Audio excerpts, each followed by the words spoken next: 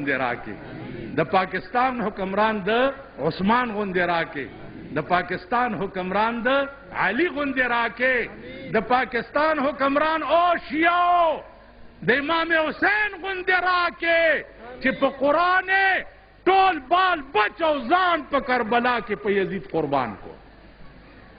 قرآن د پاره ځان قربان کړو کنه امام حسین حکومت غوښتو، قرآن غوښتو، دغسې قرآن د پاره به تاسو مرسه قربانوئ او مونږ به هم قربانوو.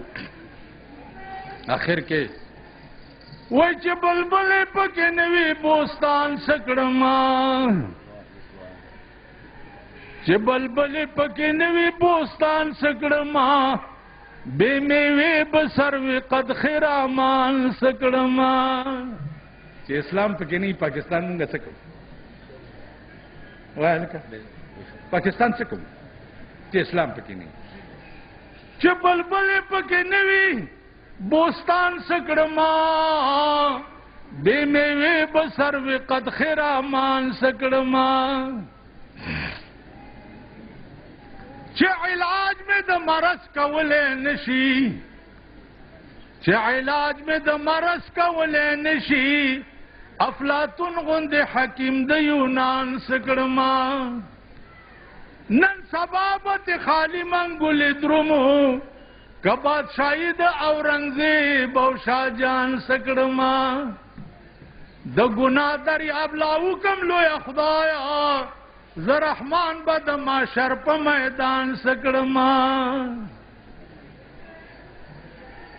آخري خبره واوره، قیامت کې به د الله عدالتي او د رسول الله صلی الله علیه وسلم به وکالتي او ټولو مسلمانانو دا په غور دا یو ټکی واورئ، نور تقریر وکوئ او زده کوئ یې که نه کوئ، دا یو الله به حاکمي آواز به وشي چې لمن الملک اليوم، د نن ورځې بادشاه څوک دی؟ ټول بادشاهان به سرنګون ولاړي.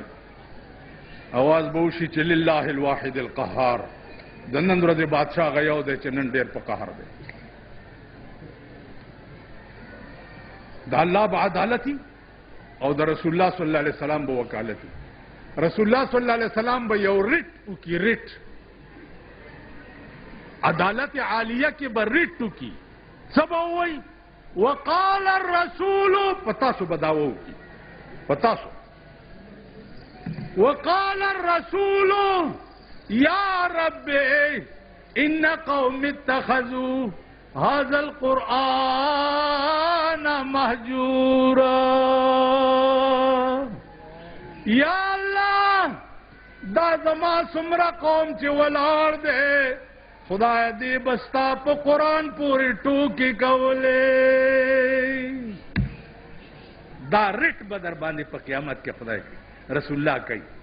نو چې پیغمبر رټ کوونکی او خدای غوندې عادل بادشاهي، هغه رټ به نامنظوري که منظور به وي؟ نو ستاسو به سان جان د قرآن ته ژوند نه وقف کولو باندې به په قیامت کې رټ په تاسو کېږي. واخر دعوانا ان الحمد لله. یا الله، یا الله د خپل لوی شان په خاطر، یا الله د خپل لوی رحم او د خپل لوی کرم په خاطر خدای په پاکستان کې د خپل کتاب نظام راول. خدای په پاکستان کې د خپل کتاب نظام راول. یا الله په پاکستان کې د غریبانو په حال باندې رحم وکړي. خدایا د غریبانو دشمنان تباہ او برباد کړي. یا الله د امریکای غرور مات کړي. یا الله د امریکای غرور مات کړي. یا الله امریکا سره د مرګرو تباہ او برباد کړي. خدایا ته دا جوړ کړی ملک پروردگار په اسلام آباد کې. خدایا ته په اسلام آباد کې د خپل حبیب په خاطر مونږ کې چې کوم بیلاری دي، یا الله ټولو ته هدایت د نیکۍ وکړي. خدایا زمونږ ښځو ته هدایت د نیکۍ وکړي، زمونږ لوڼو ته هدایت د نیکۍ وکړي، زمونږ بچو ته هدایت د نیکۍ وکړي. یا الله دا ډېر ښکلی ملک پروردګاره په دین آباد کړي. او یا الله چې د مدرسو او د طالبانو څوک دشمنانی خدای ته ورته هدایت وکړي او که هدایت نه اور میګې مات کړي. الله دې تاسو څومره چې دې جلسې ته راغلي یئ خدای دې ستاسو ټول شرعي مقاصد پوره کړي او الله دې مونږ او تاسو ټول داسې نیکان کړي چې هغه پې راضي کېږي او زمونږ آخرت پې ښه شي. الله دې علماو ته د دین د خدمت کولو دین زیات توفیق ورکړي. انت ولینا فی الدنیا والآخرہ توفنا مسلمین والحقنا بالصالحین.